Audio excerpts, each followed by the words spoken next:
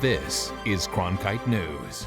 Arizona school board leaders and medical professionals pushing for Governor Ducey to postpone in-person classes to October. Plus, record heat continues to bake Arizona.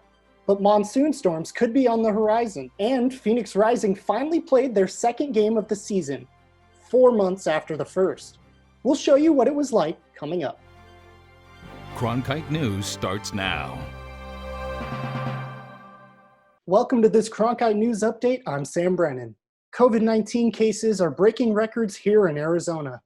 Today, the Arizona Health Department confirmed over 4,000 new COVID-19 cases, and the state again reported an all-time high in hospitalizations due to the outbreak.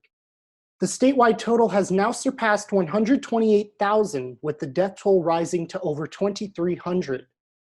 A record 33,517 COVID-19 patients were hospitalized as of Monday, with record numbers of ICU beds and ventilators in use. Arizona school board leaders and medical professionals met at the state capitol, demanding Governor Ducey push back school openings to October 1st. Cronkite News reporter Madison Atkinson learned more from a school board member. More than 100 school board members and around 1,000 healthcare workers signed a letter to Governor Ducey. The group asked the governor to delay schools opening until October because of the increase in COVID-19 cases in Arizona. They say starting in-person classes in August would put students, teachers, and their families at risk. Right now, teachers are still planning on returning to the classroom this August, but the Tucson Unified School District Governing Board president says the uncertainty is making it difficult to prepare for students. Around planning for our professional educators and saying that being so indecisive around when we can reopen and not following that data leaves our teachers and our districts really grappling with what are we planning for. And so a lot of people have been very polite and said, we're planning for it all. We're planning for that, for everything. But the truth is that not really knowing what we'll be offering has left a lot of teachers very, very concerned and not sure what they're going to do. I think if we could be very precise and make a decision and have a decision that says, because of our COVID numbers, it's not safe to go back. Foster said teachers in her district are in favor of the extended in-person start date. The letter also asked that state funding levels for schools remain the same, proposes canceling state-mandated testing, and asked for the Department of Ed to make sure the federal funding continues for to-go lunches. It was delivered to the governor Monday after the news conference. Madison Atkinson, Cronkite News. Just after noon today, the U.S. government agreed to rescind an order blocking foreign students only taking classes online from living in the country. A judge made the announcement in a federal district court in Massachusetts, saying the government and plaintiffs reached a resolution. This comes after 3 Arizona universities joined in the fight to allow the international students to stay in the U.S. ASU, U-Arizona, and NAU joined a lawsuit filed by a coalition of 20 universities against the federal government Monday. The suit challenged the directive that would have required international students to leave the country if they were not attending at least one class in person. Many schools have been conducting courses online due to the coronavirus pandemic. The universities in the lawsuit joined 17 attorneys general who are also suing the Trump administration over the same mandate. As COVID-19 case numbers continue to surge, available ICU beds are in short supply across Pima County. Now, Arizona is considering expanding care outside hospital walls. According to Pima County health officials, the Tucson Convention Center is being considered as a place to house coronavirus patients. They say if the convention center is used as an alternative care site, it can hold up to 200 beds and can be set up within 24 to 48 hours. Staffing is also vital, and the county has also put in a request for more medical disaster assistance teams to help with the pandemic. After spending days railing against Dr. Anthony Fauci, President Trump and his top aides seemed to be pulling back from what appeared to be a campaign to undermine one of the nation's most trusted health experts. Even though his access to the president has been very limited and his TV appearances have been blocked by White House officials, Fauci is continuing to warn the public the coronavirus pandemic remains a danger. Even as cases reach record numbers in multiple states, White House aides have blasted Fauci anonymously, telling reporters several White House officials are concerned about the number of times Dr. Fauci has been wrong on things. President Trump, I'll refer you back, there's no opposition research being dumped to reporters. The notion that there's opposition research and that there's Fauci versus the president couldn't be further from the truth. Dr. Fauci and the president have always had a very good working relationship.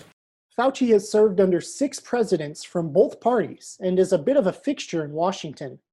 The White House admits firing him would be difficult, something Fauci also appears to understand as he continues speaking out about the virus. A new White House-backed ad campaign aims to encourage people who are unemployed or unhappy in their jobs or careers to find something new. The campaign's opening ad for today's rollout features ordinary people sharing their stories. A companion website provides links to training and other resources. The Trump administration has long emphasized skills-based job and vocational training, arguing many jobs don't require a college degree.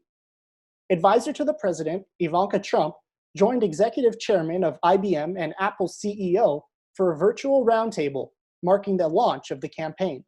This group established a clear set of goals, and foremost among them was the development and creation of a national private sector-led campaign to promote awareness of the multiple pathways to obtain a good job in this country.